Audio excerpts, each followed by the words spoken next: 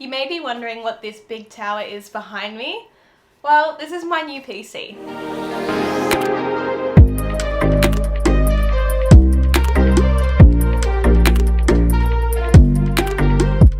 I've been wanting to build my very own PC for the longest time, and I finally had the opportunity to. So I went into Thermaltake Australia's office, into their studio, and I filmed my PC build with them. You'll be able to watch the build over on their channel, so I'll link it down below. But in today's video, we are going to do a quick little rundown of what I put into my build and what my thoughts are of the overall outcome.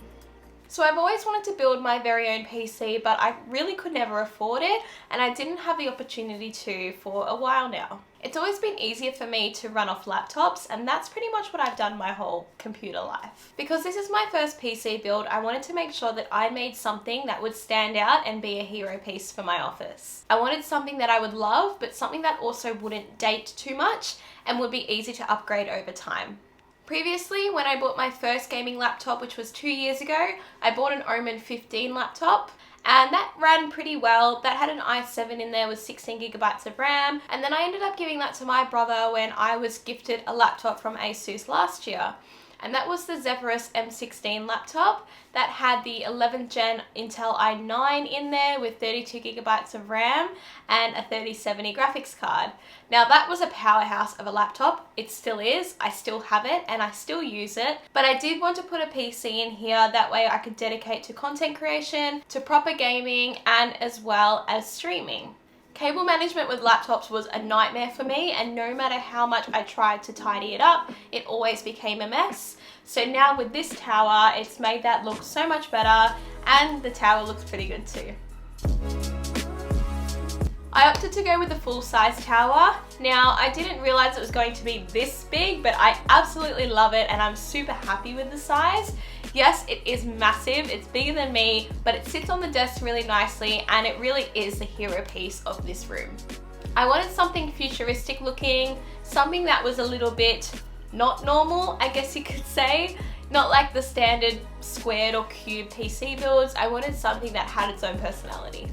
It definitely looks like a gamer's PC, and that was the look I was going for. I've always wanted to try Thermaltake's parts, but never had the means to get them because I wasn't ready to build a PC. However, about a year and a half ago, almost 2 years ago, I actually won a graphics card from Nvidia via a Twitter competition that I did not know I entered.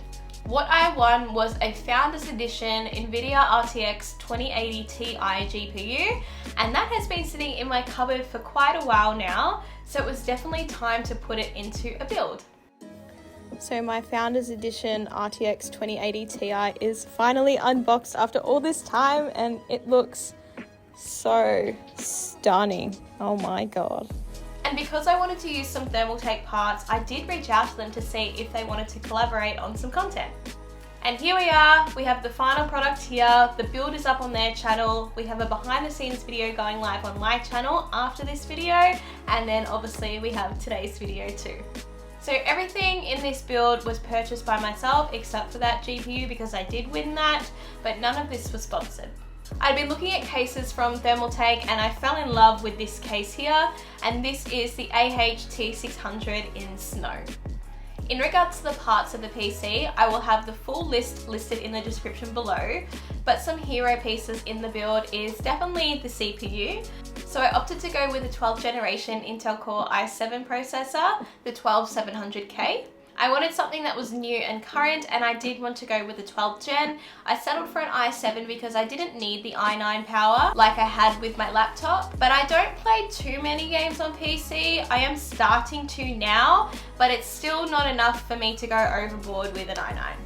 In regards to RAM, I opted to go with 16GB of Thermaltake's TOUGHRAM with the RGB colors. It does bring a nice little color into the motherboard here. But 16 gigs again is enough for me to support my i7. I can upgrade it eventually if I want to, but for now I don't think I need to. And then of course on that motherboard we have that RTX 2080 Ti. That graphics card is beautiful. It is the Founders Edition, and I was really shocked to see the color as it came out of the box. That silver really matches my build quite well with the black and the white tones. I'm very grateful that I had the 2080 Ti sitting on my shelf because the price of GPUs is so high. I wasn't going to go with the 30 series. I don't need it. I had this bad boy sitting here and it was just kind of perfect to put into my build. I didn't want to go with liquid cooling. I opted to go with air cooling. I don't know, the thought of liquid cooling kind of scares me a little bit. That just might be because I am a little bit uneducated with PC builds, as this is my first time building a computer, but I'm fine with the fans. I think they sit really nicely in the build and it's going to work fine for me. This case has so much airflow because it is a semi-open case, so I'm not too worried about cooling being a problem with this computer. So for the motherboard, I love ASUS Republic of Gamers or ROG, and I wanted to stick with their products for the motherboard, and I fell in love with the motherboard that I chose. Now the name is really long, so I'm going to read it off my phone, but I opted to go with the ASUS ROG STRIX 8660A Wi-Fi D4 motherboard. Now this motherboard is stunning. It has silver popping through it, which again matches the build really well, and the graphics card ties in together so nicely with that. And it was just such a beautiful piece. It's got lots of little details on there that you just kind of wouldn't expect when you open a box to see a motherboard, and they put in a lot of effort to make this thing look good and obviously perform well too. I know this build will last me quite a while because I don't game too intensely on PC at the moment. I know in the future I probably will, but again, because of this build, I will be able to upgrade that as I please and as I like, and I'm really excited to see how far I can push this computer over time. I wanted it to sit on the desk. It probably could sit on the floor, but I want to see the amazing art that is inside this build. It really is beautiful, especially at nighttime and all the colors light up, and I just love looking at it. Knowing that I made that myself, I built that, is something that's really special to me because I never thought I'd be able to build a computer in my life. One thing I did before I went into Thermaltake's office was watch their tutorials. So they have a 3-part series on how to build a computer. It's really, really good for someone who's never done it before. Jono goes into so much detail about every single step of the way, and I highly recommend that you guys watch it if you are wanting to build your very own computer for the first time, or if you're a little bit rusty and need a little bit of guidance again. Those videos were so helpful, and brushing up on that knowledge before I went in there was definitely worth it.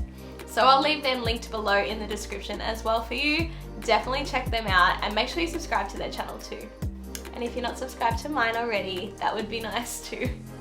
I just want to give a massive thank you to Thermaltake Australia for allowing me to go into your studio to build my very first PC, and it was such an incredible day. You were all so helpful and kind to me, and I had a lot of fun just spending time with you guys and doing something that I thought I would never be able to do. Thank you so much for watching. I hope you enjoyed my PC content, and you will definitely be seeing this computer again in the future. So make sure you subscribe, and I will see you in my next video. Bye!